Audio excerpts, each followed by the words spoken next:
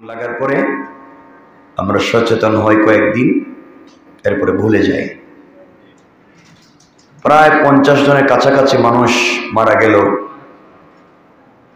কত মানুষ অর্ধেক জলে জলে পড়ে আছে হসপিটালে।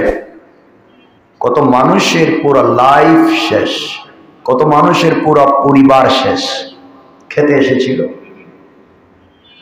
এটা ছোট বাচ্চা দেখলাম কাঁদতেছে, ভাঙ্গা পাও নিয়া, তার বোনরে খুঁজে পাইতেছে না, ছোট বোনকে খুঁজে পাচ্ছে না। এগুলো বড় হৃদয় বেদারক। কার কখন কোথায় মত চলে আসে কে বলতে পারে না। কতদিন আগে বঙ্গ মার্কেটে আগুন লাগলো নাকি, এরপরে ওখানে এখানে ওখানে, এই বস্তিতে, এই বাজারে, এই দোকানে, এই মার্কেটে লাগতেই আছে, সব জ্বলে পড়ে ছাই হয়ে যায়। আমরা এরপরেও সচেতন হলাম না, কেন হচ্ছে এগুলো বুঝতে পারলাম না। আল্লাহ আমাদের সবাইকে হেফাজত করো, সবাই বলেন আমিন। হঠাৎ মৌত থেকে আল্লাহ আমাদেরকে হেফাজত করো, আগুন দিয়া জ্বলে মরার চাইতে আল্লাহ হেফাজত করো, পানিতে ডুবে মরে যাওয়া থেকে আল্লাহ বাঁচিয়ে দিক, রোড অ্যাক্সিডেন্ট করে মরে যাওয়া থেকে আল্লাহ হেফাজত করো। সকলে পড়েন আমিন। হঠাৎ মরে গেলাম, তওবা করতে পারলাম না। হঠাৎ মরে গেলাম, মানুষের ঋণ দিতে পারলাম না। হঠাৎ মরে গেলাম, মানুষের কাছে ক্ষমা চাইতে পারলাম না। এই জীবন বড় কষ্টের, এই সময় বড় কষ্টের। এজন্য আল্লাহ আমাদের সবাইকে মাফ করে দিক। এই দুনিয়ায় আমরা কেউ থাকবো না, সকলেই ইন্তেকাল করে চলে যাওয়া লাগবে। মনে রাখবেন, আমরা কোন মানুষকে, আমার কথা কি শুনতে পাচ্ছেন আপনারা? আমরা কোন মানুষকে তার পাপের জন্যে তাকে গালি দিব না। আমার কথা আপনারা বোঝার চেষ্টা করবেন। আমরা কোন মানুষকে তার পাপের জন্য গালি দিব না। হতে পারে ইন্তেকালের আগে সে তওবা করে আল্লাহর প্রিয় পাত্র হয়ে যেতে পারে, আর আমি শয়তানের প্ররোচনায় পড়ে আরো খারাপ হয়ে যেতে পারি। ঠিক কিনা বলেন? একজন মানুষ অনেক পাপ করেছে, মদ খেয়েছে 30 বছর আগে, অন ভালো হয় নামাজ পড়ে। আপনি বলেন দেখছো, এটা তো ওই যে মদকুর, তাস খেলতো, জুয়া মারতো, 30 বছর আগে করেছে। আপনি তার এখনকার লাইফ দেখেননি। কত পরশুদিন হয়তো সে জিনা করেছে, আর আজ হয়তো তওবা করে আল্লাহর প্রিয় পাত্র হয়ে গেছে, আপনি জানেনও না। ঠিক কিনা বলেন? কেন তার পিছনের গুনাহ নিয়ে আপনি খোঁচা দিচ্ছেন? কেন আপনি তার পিছনের অন্যায় নিয়ে খোঁচা দিচ্ছেন? কারণ সে তওবা করে যদি মাপ পেয়ে যায়, আমার চেয়ে ভালো হয়ে যেতে পারে। আর আমি আল্লাহ আল্লাহ জিকির করতেছি, ইন্তেকালের সময় হয়তো আমার কলিমা নসিব নাও হতে পারে। আমার কথা কি বুঝেন? এজন্য আল্লাহকে ওয়াস্তে একজন মানুষ কোন পাপ ছেড়ে দেওয়ার পরেও আপনি তার অতীতের পাপ বলে বেড়াচ্ছেন। আবার বলছি, একজন মানুষ অতীতে পাপ করেছে, সে পাপ ছেড়ে দেওয়ার পরেও, সে অন্যায় ছেড়ে দেওয়ার পরেও আপনি তার অতীতের পাপ বলে বেড়াচ্ছেন। মানে সে ঠিকই শয়তানের ফাঁদ থেকে বের হয়ে গিয়েছে, আর আপনি এখনো শয়তানের ফাঁদে পড়ে আছেন। কথা বলেন না কেন? সে পাপ ছেড়ে তওবা করে ভালো হয়ে গেল, আর আপনি এখনো শয়তানের ফাঁদে পড়ে পুরাতন পাপ নিয়ে ঘুরে বেড়াচ্ছেন। এর অর্থ শয়তান আপনার মাথা থেকে এখনো বাইর হয়ে নাই। এজন্য মনে রাখবেন, এই সমস্ত যারা করে, মানুষের হিংসা করে, গীবত করে, শিকায়েত করে, সমালোচনা করে, এটা তার ডিউটি এবং দায়িত্ব মনে করে যারা করে, মনে রাখবেন, হিংসুক যদি আসমানের প্রতি ফুটা পানি দিয়ে গোসল করেও আবারও বলছি, একজন হিংসুক, হিংসাকারী, একজন গীবতকারী, একজন চুগলখুরি, সে যদি আসমানের প্রতি ফুটা পানি দিয়ে গোসল করে ফেলে, কিয়ামতের দিন আল্লাহর সামনে সে নাপাক হয়েই থাকবে। আমার কথা বুঝতে পারেন নাই? বলছি, একজন হিংসুক, একজন গীবতকারী, একজন শিকায়াতকারী। হাফেজ ইবনুল কাইয়িম রাহমাতুল্লাহি আলাইহি বলেন, একজন হিংসুক, একজন গীবতকারী, একজন শিকায়াতকারী, একজন সমালোচনাকারী, একজন সমকামী, সে যদি আসমানের প্রতি ফুটা পানি দিয়ে গোসল করে, অর্থাৎ আল্লাহর সৃষ্টির সব পানি দিয়ে যদি সে গোসল করে, এরপরও কিয়ামতের দিন সে আল্লাহর সামনে দাঁড়াবে এমন অবস্থায় যেন সে নাপাক। আমার কথা কি বুঝতে পারছেন? আমার কথা কি বুঝলেন আপনারা? এই কথা শোনা পর্যন্তই শেষ। আল্লাহ আমাদেরকে হেফাজত করে, বলেন আমিন। আওয়াজ করে বলেন আমিন। কোন দিন জানি আমরা ভালো হতে পারবো, এটা আমরা এখনো বুঝতে পারিনি। মনে রাখবেন, এই দুনিয়ায় আমরা যারা এখনো বেঁচে আছি, আল্লাহ আমাদেরকে বাঁচিয়ে রেখেছেন। এটা হচ্ছে, এই জগৎ হচ্ছে আমলের জগৎ। এই জগৎ কিসের জগৎ? আমলের জগৎ। আমি আপনি বেঁচে আছি এখনো আমলের জগতে। এর অর্থ হলো, চাইলে আমল করতে পারি কি পারি না? ওর সাথে কথা বলেন, পারি কি পারি না? আর কবর থেকে যেই জগৎ শুরু হবে, এই জগৎ হচ্ছে প্রতিদানের জগৎ। এখানে আমলের আর সুযোগ নাই। যা এখানে করছি তা এখানেই পাবো। এবং এখানে কে কি করতেছি তো আমরা জানি, যা করছি ওখানে তা পাবো, কোনো সন্দেহ নাই। আল্লাহ বলছেন, ওয়াত্তাকু ইয়াওমান তুরজাউনা ফীহি ইলাল্লাহ সুম্মা তুওয়াফা কুল্লু নাফসিন মা কাসাবাত ওয়া হুম লা ইউজলামুন। ওয়াত্তাকু ইয়াওমান তুরজাউনা ফীহি ইলাল্লাহ, তোমরা ভয় করো ওই দিনকে যেদিন আমার কাছে তোমরা ফিরে আসবে। সুম্মা তুওয়াফা কুল্লু নাফসিন মা কাসাবাত ওয়া হুম লা ইউজলামুন। ওই দিন তোমাদের সরিষার দানা পরিমাণ সকল কাজের হিসাব আমার কাছে দিতে হবে। আমি কোন জুলুম করব না, যে যা করছো তা ওই দিন তাই পাইবা।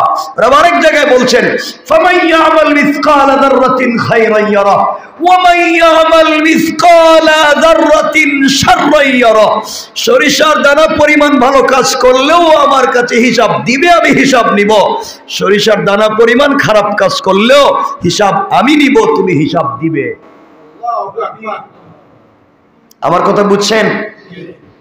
চিন্তা করেন আমি আপনি কি করতেছি। চক্ষু বন্ধ করে একটু চিন্তা করেন। কথাগুলো তো বলি, এগুলা তো মনেই থাকে না, আপনারা ভুলে যান। এজন্য এই জগৎ কোন জগৎ? আমাকে সবাই বলতে হবে কিন্তু, আমলের জগৎ। কি জগৎ? চাইলে আমল করতে পারি না, চাইলে গুনাহ করতে পারি না, শয়তানি করতে পারি না, চাইলে আগুন লাগাইতে পারি না, আগুন নিবাইতেও পারি। বলেন না পারি তো? বলবেন আগুন লাগাইতেও পারি, নিবাইতে পারি। এখন বলেন আমরা আগুন নিবাই না লাগাই? সবাই বলেন না। কারো দোকানে আগুন লাগাই, কারো কলিজে আগুন লাগাই, কারো জিন্দেগিতে আগুন লাগাই, কারো পুরো লাইফ শুদ্ধ আগুন লাগাই দিই। এটাই আমাদের কাজ, ঠিক কিনা? আগুন বলতে শুধু ওই যে আগুন মেসের কাঠির আগুন না, পুরা লাইফের আগুন, ঠিক কিনা বলেন? আমরা শুধু লাগাইতে জানি, নিবাইতে জানি না।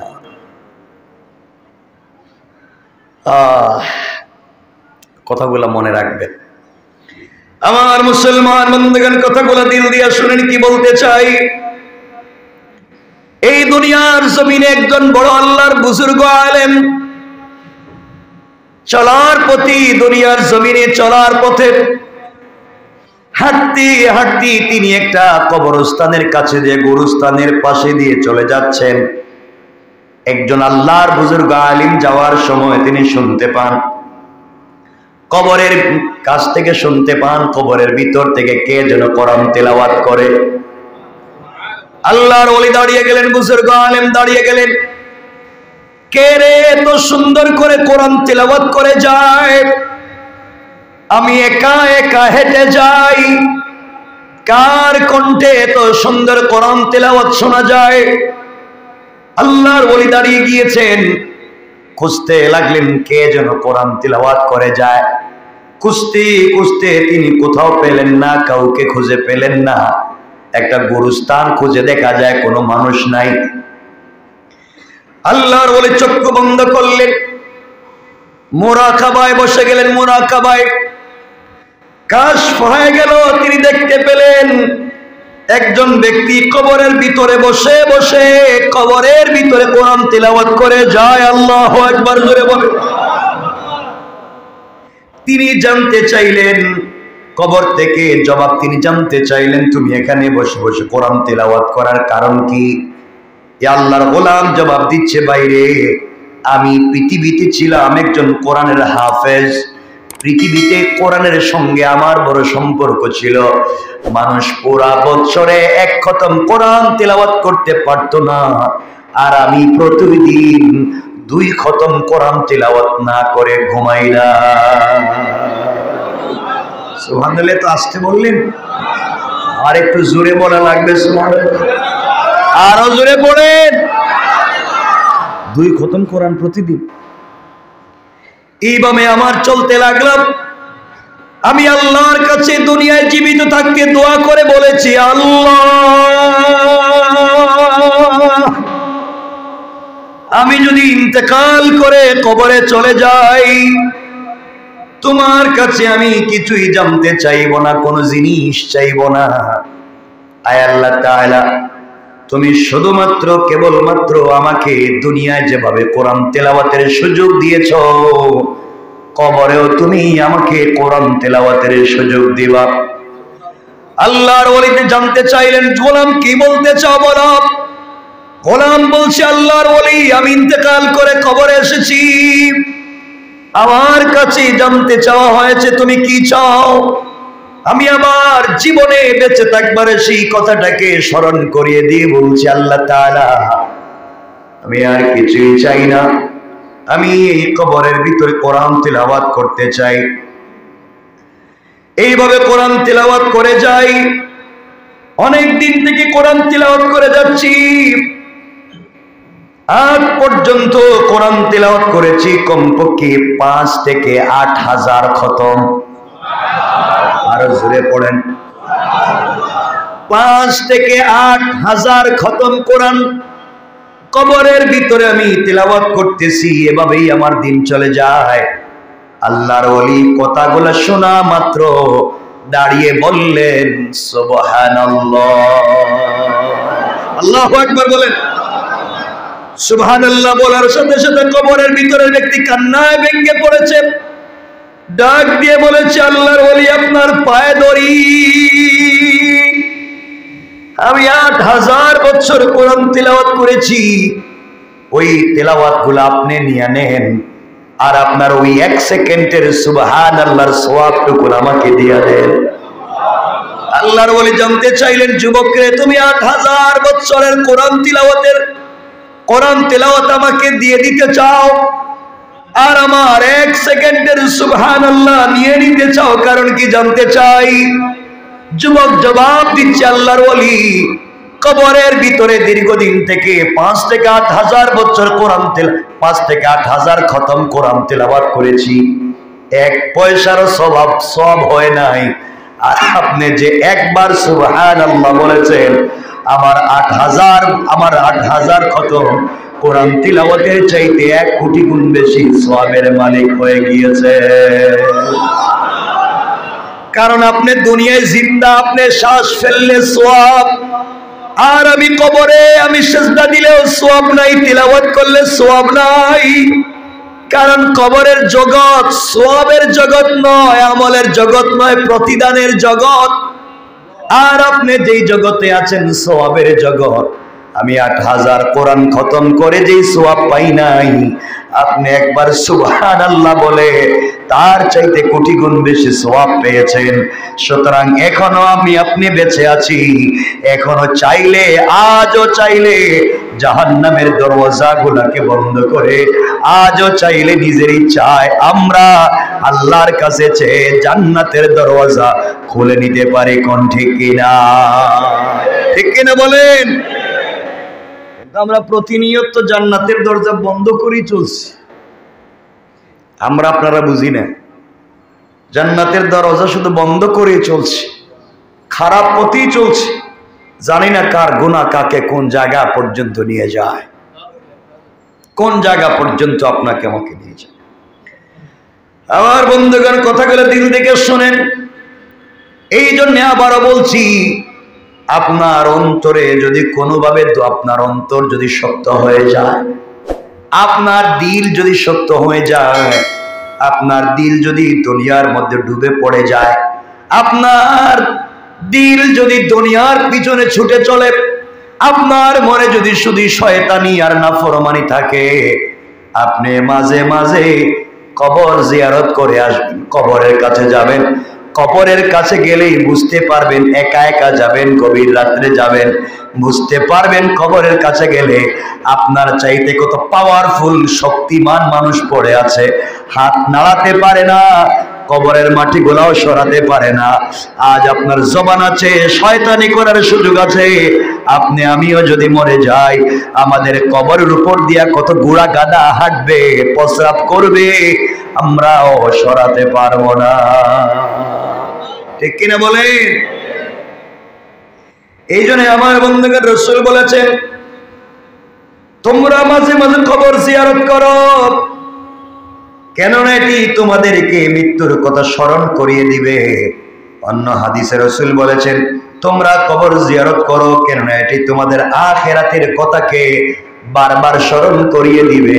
দুনিয়ার কিছু ভয়, দুনিয়ার কিছু লোভ লালসা তোমাদের ভিতর থেকে চলে যাবে। গিয়া দেখো কত বড় বড় ফয়লাওয়ান, যার একটা আঙ্গুলের হেলনে গোটা দুনিয়া চলতো, সেও কবরে পড়ে আছে, কবর ভেঙে গিয়েছে, কত কবর মাটি পড়ে গিয়ে পানি ঢুকে গিয়েছে, কেউ দেখবার মতো নাই। তুমিও মরে যাবা, আমিও মরে যাব, কোন জায়গায় কার খবর হবে হয়তো কেউ আমাদেরকেও দেখবার মতো থাকবে না। ঠিক কিনা বলেন?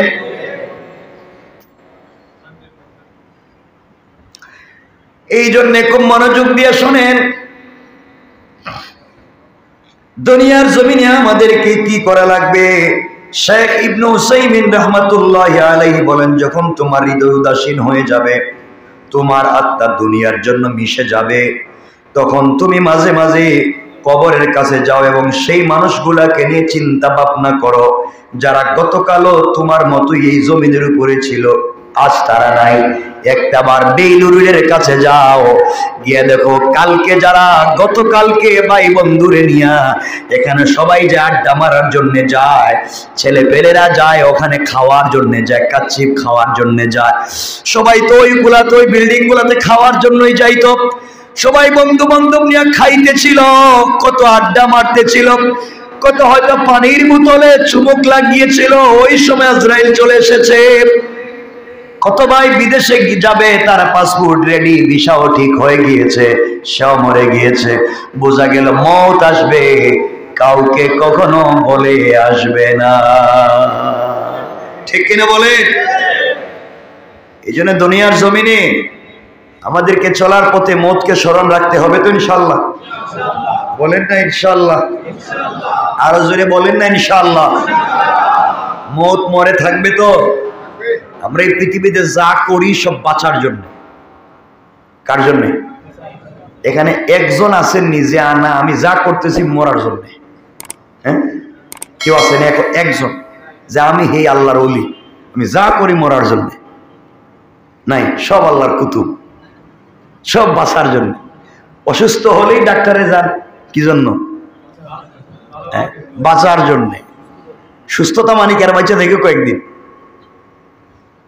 কোন ঔষধে কাজ হচ্ছে না, হুজুরের কাছে যান, হুজুর আমার তো কিছু হইতেছে না, একটু দোয়া। বলে কি? বলে একটু বাইচা থাকি ভালো করে। সবই তো বাঁচতে চায়। মানে রাখবেন, এই পৃথিবীতে বাঁচতে পারবো? চাইলে পারবো? পারবো না। আজ না হয় কাল আপনাকে আমাকে মরা লাগবেই। কি নিয়ে হাজির হবেন আল্লাহর কাছে? কে আছে? কি আছে যেটা নিয়ে রবের সামনে হাজির হবে? কিচ্ছু নাই। এই জন্য আল্লাহর ওয়াস্তে এই পৃথিবীতে বেঁচে থাকবার বহুত চেষ্টা করেন, আজ না হয় কাল আপনাকে আমাকে মরা, আবার বলেন মরা লাগবে। চাইলে এই পৃথিবীর কেউ বেঁচে থাকতে পারবে না। আল্লাহ আমাদের সবাইকে বুঝার তৌফিক দান করুক, সকলে পড়েন আমিন। কেন কথাগুলো বলতেছি? আল্লাহ পাক রব্বুল ইজ্জত ওয়াল জালাল চাইলে কাউকে কিয়ামত পর্যন্ত হায়াত বাড়িয়ে দিতে পারেন, পারেন না? কাউকে চাইলে এই পৃথিবীতে যেমন ফেরেশতাদের হায়াত কিয়ামত পর্যন্ত বাড়িয়ে দিয়েছেন, না দেন নাই? কিয়ামত পর্যন্ত ফেরেশতারা বেঁচে আছে, বেঁচে থাকবে। পৃথিবীটা খুব কিয়ামতের কাছাকাছি যাচ্ছে, মৃত্যুটা খুব কাছাকাছি হচ্ছে আমাদের। ব্যক্তির মৃত্যু, জাতির মৃত্যু, পুরো দুনিয়ার মৃত্যু খুব কাছাকাছি আসতেছে। কিয়ামতের যত আলামত গুলা রয়েছে ওগুলা প্রকাশিত হতে যাচ্ছে। কিয়ামতের একটা আলামত হচ্ছে এমন একটা দিন আসবে যেদিন মুসলমানদেরকে কাফেরেরা কালো কালো ছোট ছোট গুটা দিয়া আঘাত করে মারবে। আপনার কি মনে হয় কালো কালো ছোট গুটা এটা দিয়ে এখন মারা হচ্ছে না? সারা দিনই তো গুলি করা হচ্ছে, বম মারা হচ্ছে, মুসলমানদেরকে ঝাঁঝরা করে দেওয়া হচ্ছে, ঠিক কিনা? কিয়ামতের আলামত। কাফের বেঈমানের একত্রিত হয়ে একজন আরেকজনকে একটা প্লেটে ডেকে ডেকে, মানুষ যেভাবে মেহমান আসলে প্লেটে ডাক দিয়ে বসে আসো একসাথে খাই, এইভাবে গোটা দুনিয়ার কাফের ঐক্যবদ্ধ হয়ে একে অপরকে ডেকে ডেকে জমাবদ্ধ হয়ে মুসলমানদেরকে মারতেছে, ঠিক কিনা? আর আমরা কি করতেছি? আজ মুসলমানদের কলিজার থেকে রক্ত ঝরতেছে, দুনিয়া থেকে দিনকে মুছে দেওয়ার ষড়যন্ত্র চলছে, ইসলামের সংস্কৃতিকে ধ্বংস করে দেওয়ার ষড়যন্ত্র চলছে। আর আমরা এখন আছি নিজেরা নিজেরই কামড়া কামড়িতে ব্যস্ত, নিজেরা নিজেরই মারামারিতে ব্যস্ত, একজন আর একজনের বিরুদ্ধে সারাদিন লেগেই আছে। আজ মরবো না কাল মরবো, এর কোনো চিন্তাই নেই, ঠিক কিনা বলেন? চাইলে বেঁচে থাকতে পারবেন না মরতে হবে? কেউ আগে কেউ পরে, কেউ আগে কেউ পরে। কি আছে এমন যে জিনিস নিয়ে আল্লাহর সামনে দাঁড়াতে পারবো? এমন কোন জিনিস আসেনি আপনাদের কাছে? কোনো আমল আছে আলাদা, কোনো স্পেশাল আমল আছে যে এটাই আছে আমার, ওইটা নিয়ে দাঁড়ায় যাইব, রব মাফ না দিয়ে পারবে না? আছে কিছু? কি নাই? কিছুই নাই আমার। এই পৃথিবীতে আল্লাহ চাইলে কাউকে হায়াত দিতে পারেন। যেমন ইতিহাসে পাওয়া যায় হযরত খিজির অথবা হযরত খাজির, তাকে আল্লাহ তাআলা হায়াত দিয়েছিলেন।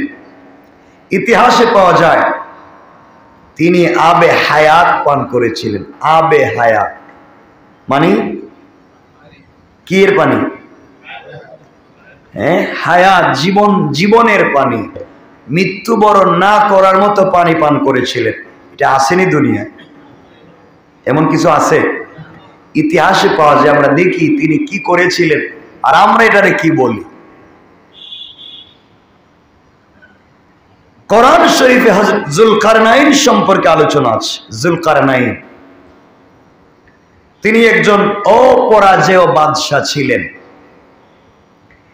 পৃথিবীর পুরা পৃথিবী বাদশাহ ছিলেন, সমস্ত দেশ সমূহ তিনি জয় করেছেন।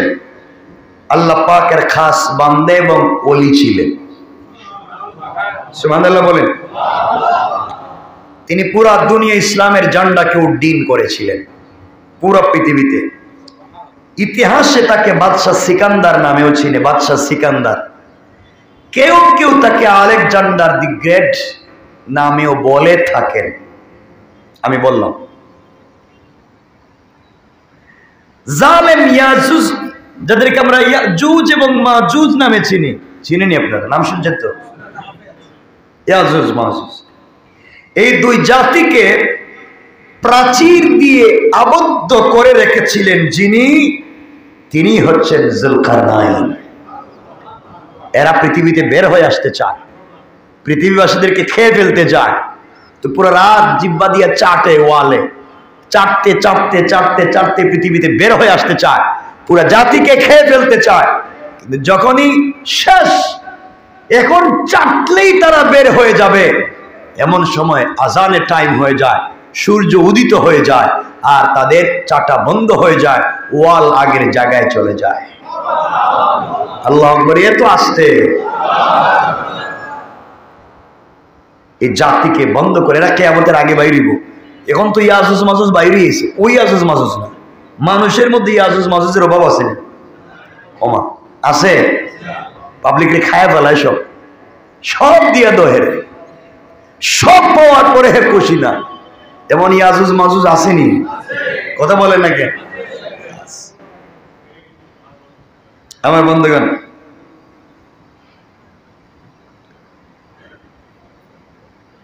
হযরতে খাজির বা খিজির জানতে পারলেন যে কুহে কাফ নামে একটা পর্বত আছে, এর অন্ধকারে একটা গুহা আছে, যেখানে আবে হায়াতের একটা কূপ আছে, তার পানির এতই গুণ, যে ব্যক্তি পানি পান করবে সে কিয়ামত পর্যন্ত আয়ু লাভ করবে, মরবে না, লম্বা হায়াত পাবে। এতটুকুনি কি হায়াত পাবে? সবাই বলেন না। সেই পানি দুধের মতো সাদা, বরফের মতো ঠান্ডা, মধুর মতো মিষ্টি এবং সুস্বাদু, মিশকের মতো বেশি সুগন্ধি। জুলকারনাইন যে বাদশা ছিলেন, তার প্রধানমন্ত্রী ছিলেন হযরতে খিজির।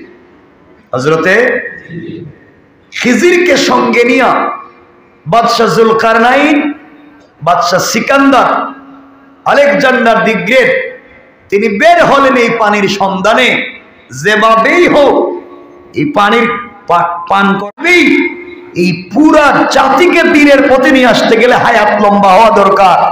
যেভাবেই হোক এই জাতিকে দিনের পথে আমার আনা লাগবেই। দেখি তুই পানি পাওয়া যায় না, বাইরে কে?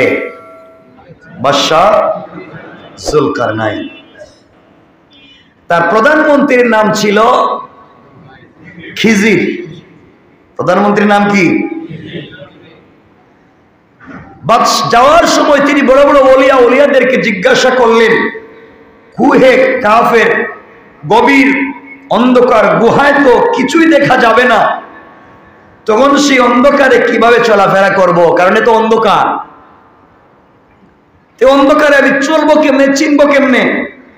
তারা বললেন, এমন কোন মণি মাণিক্য সঙ্গে নিন যা অন্ধকারে আলো ছড়াবে।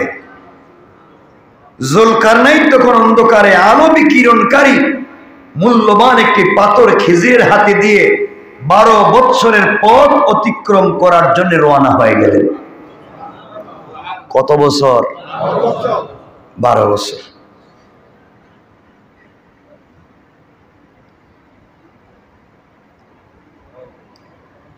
খুব মনোযোগ দিয়ে শুনবেন।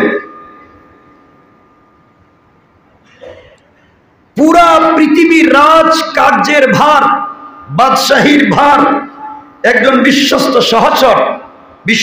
সহচরের কাছে, বিশ্বস্ত কর্মচারীর হাতে ন্যস্ত করলেন। পুরা দেশের, পুরা দুনিয়ার বাদশাহী দিলেন একজন বিশ্বস্ত সহচরের কাছে। বিশ্বাস সেটা রাখবে। আজকালকে বিশ্বস্ত সহচর আসেনি, সব খায় ফেলাইব। যাওয়ার সময় ঘর বাড়ির যা আছে এটাও লিয়ে যাবে, যাওয়ার সময় বাচ্চা কাচ্চারাও ঘুম করে নিয়ে যাবে। হ্যাঁ, আন্ডা বাচ্চাও খায় ফেলে। মানে বিশ্বাসে আঘাত করে এমন পৃথিবীতে লোক নাই, একবারই নাই। আচ্ছা, সঙ্গে নিলেন প্রায় 1000 সহচর। কতজন মানুষ সাথে নিলেন? 1000। প্রয়োজনীয় খাদ্য দ্রব্য নিলেন। দীর্ঘকাল পথ চলার পর, লম্বা কথা সংক্ষেপ করে বলতেছি, এক পর্যায়ে তিনি কুহে কাফে গিয়ে পৌঁছলেন। কিন্তু সূচিবেদ্য ঘাড় অন্ধকার, সবাই পথ হারিয়ে গেলেন। অন্ধকারে অন্ধকারে কি করলেন? অন্ধকারে কি পথ দেখা যায়? পথ হারিয়ে ফেলল। অন্ধকারের কারণে 1000 সাথী একে অপর থেকে বিচ্ছিন্ন হয়ে গেলেন। কে কোথায় কারো কোনো খবর নাই। এভাবে চলে গেছে প্রায় 1 বৎসর। অন্ধকারে চলতে চলতে চলতে চলতে কোথায় কে কারো সাথে কারো দেখা নাই। সবাই একদিন ঘুরতে ঘুরতে গিয়া আবার রাজধানীতে বাইরে হইলেন। কোথায়? যারা খুঁজতে আইলেন সব শেষ। কিন্তু হযরতে খিজির আলাইহিস সালাম সেই অন্ধকারের মধ্যে ঘুরে বেড়াতেন, কারণ তার কাছে একটা জিনিস আছে। কি? পাথর। কি মনে আসেনি? তিনি সেটা বাহির করলেন, কারণ পাথর তো তার কাছেই আছে। বাহির করলেন, সাথে সাথে গুহা আলোকিত হয়ে গিয়েছে। সুবহানাল্লাহ বলেন। কিছুক্ষণ অনুসন্ধান করতে করতেই তিনি আবে হায়াত কূপটি পেয়ে গেলেন। তিনি আল্লাহর দরবারে শুকরিয়া আদায় করলেন এবং অঞ্জলি ভরে তিনি তা পান করলেন। সুবহানাল্লাহ বলেন। কেউ কেউ বলেন এজন্য হযরতে খিজিরকে আল্লাহ কিয়ামত পর্যন্ত হায়াত লম্বা করে দিয়েছেন। আর আমরা বলি আল্লাহ তাআলা ইচ্ছা করছেন খিজিরকে কিয়ামত পর্যন্ত বাঁচিয়ে রাখবেন, এই জন্য তার হায়াতকে বাড়িয়ে দিয়েছেন। পড়েন সুবহানাল্লাহ।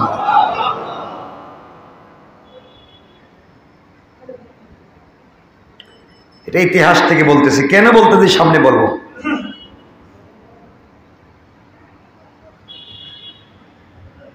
আবার আপনাদেরকে বলতেছি, এখন আপনারা মনে করতে পারেন তাহলে এই কূপের পানি পান না করলে বোধহয় কেউ বাঁচবে না কিয়ামত পর্যন্ত। আল্লাহ চাইলে এই কূপের পানি পান না করাইয়াও কাউকে বাঁচিয়ে রাখতে পারেন। পারেন? কাউরে রাখছেন? কে?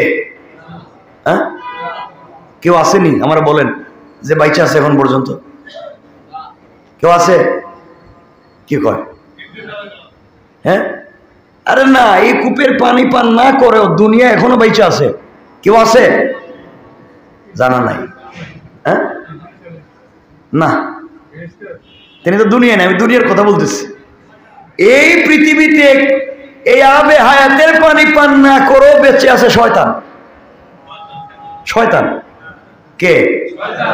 বাইচা আছে না মরে গেছে? গা না মরে গেছে? আছে না নাই? কোন হায়াতের পানি পান করছে? পানি পান না করে বেঁচে আছে। এরে বাঁচিয়ে রাখছেন কে? আরো জোরে বলেন কে? আল্লাহ চাইলে পারেন কি পারেন না? কিন্তু এখানে একটা ভিন্ন ঘটনার কারণে এটা হচ্ছে। আমার বন্ধুগণ,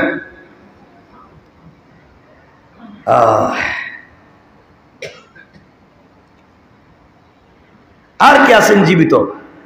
জীবিত তো সবাই আছেন। জীবন্ত কোন মানুষ এখনো বেঁচে আছে? কেউ? আপনাদের মাথায় কি আসে না এগুলা? হযরতে ঈসা আলাইহিস সালাতু ওয়াস সালাম। ঈসা আলাইহিস সালাম জীবিত না মৃত? জীবিত না মৃত? জীবিত। তিনি আছেন জীবিত। যাই হোক, আমরা এগুলো সংক্ষেপ করে করে আমরা মূল কথা যেতে পারবো। ঈসা আলাইহিস সালাম পৃথিবীতে আসবেন, আবার আসবেন, কিয়ামতের আগে আসবেন। এটা সত্য। নবী হয়ে আসবেন না, তিনি তোমার আমার মতো উম্মত হয়ে আসবেন। আল্লাহু আকবার বলেন।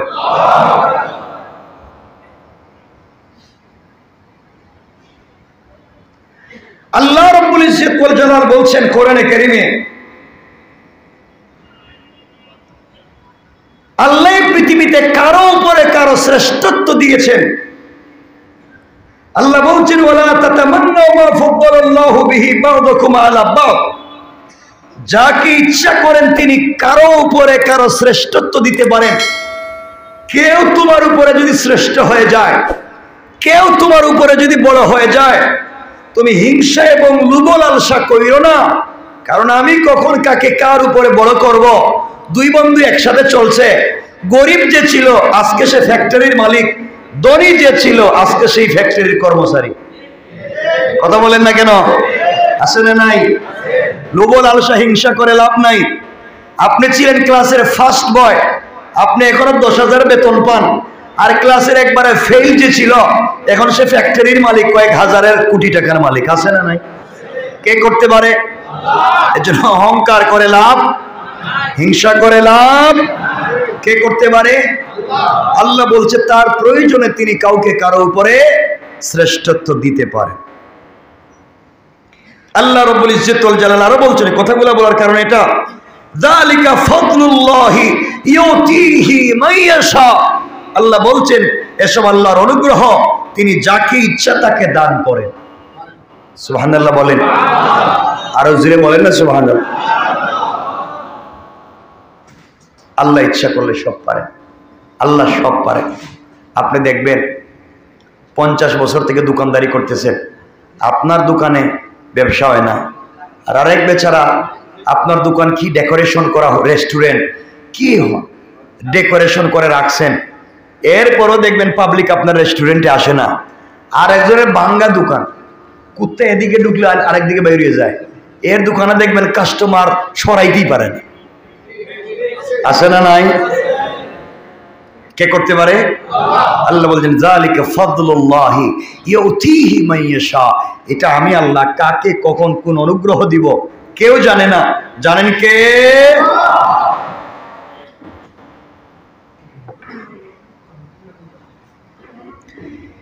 এই জন্য কথাগুলো দিল দিয়ে শুনবেন কি বলতে চাই।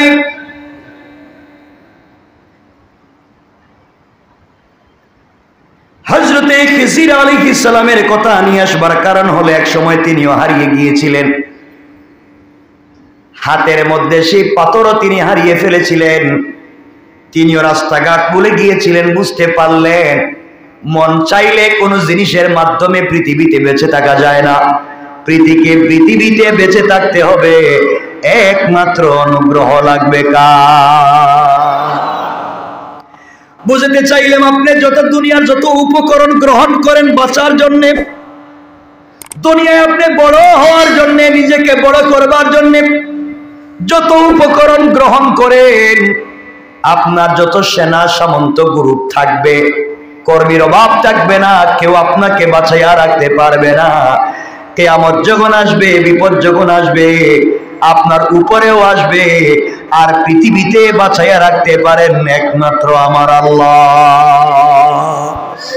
দেখবেন রোড অ্যাক্সিডেন্ট করে গাড়ির 20 জন যাত্রী সবাই মরে গিয়েছে, কোলের বাচ্চার শরীরে একটা আঁচড়ও লাগে নাই, আছে না নাই?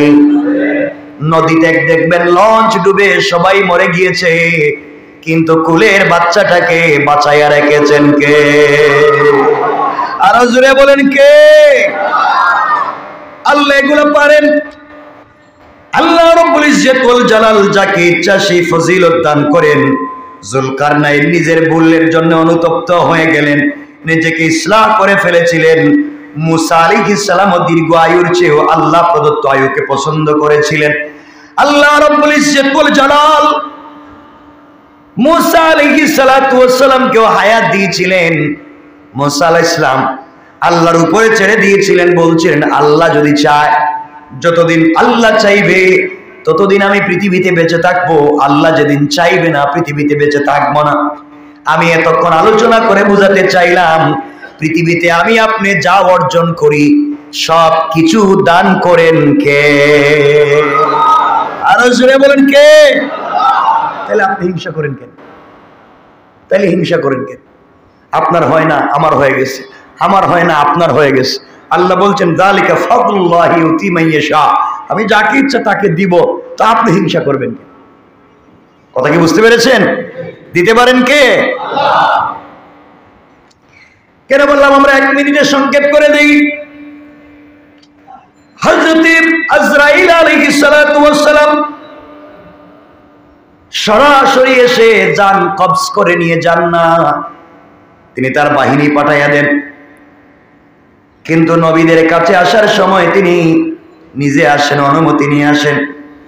মুসা আলাইহিস সালামের কাছে জিবরাইল ফেরেশতা মানুষের সুরতে এসে অনুমতি চাইলে মুসা আলাইহিস সালাম লোকটিকে জিজ্ঞাসা করলেন তুমি কে?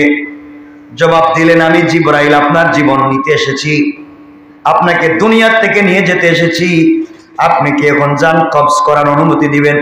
মুসা আলাইহিস সালাম ভাবলেন লোকটা হয়তো ফেরাউনের লোক হইতে পারে। কারণ আমাকে মারার জন্য ঘুরতেছে কে?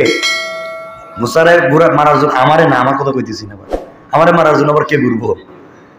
মুসাকে মারার জন্য ঘুরতেছে কে? ফেরাউন এবং ফেরাউনের বাহিনী। আজরাইল আইসা যখন বলছেন আমি আজরাইল আপনার জীবন নিতে আসছি, মুসা চিন্তা করছে কি আর আজরাইল, আজরাইল কি তা বাড়ি মানুষের মতনই, এটা মনে হয় আজরাইল না, এটা ফেরাউনের কোন লোক হইব, আমারে ঠকাইয়া মারতে চায়। দিছেন এক থাবড়া, এক থাপ্পড়।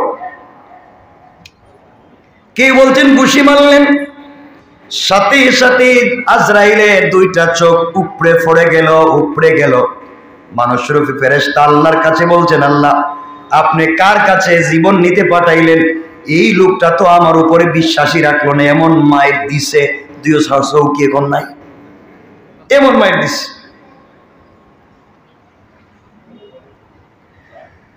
আল্লাহ রাব্বুল ইজ্জত ওয়াল জালাল বললেন, তুমি যাও তার কাছে গিয়ে বলো আমি আল্লাহর হুকুমে এসেছি, আল্লাহ আমাকে পাঠিয়ে দিয়েছে।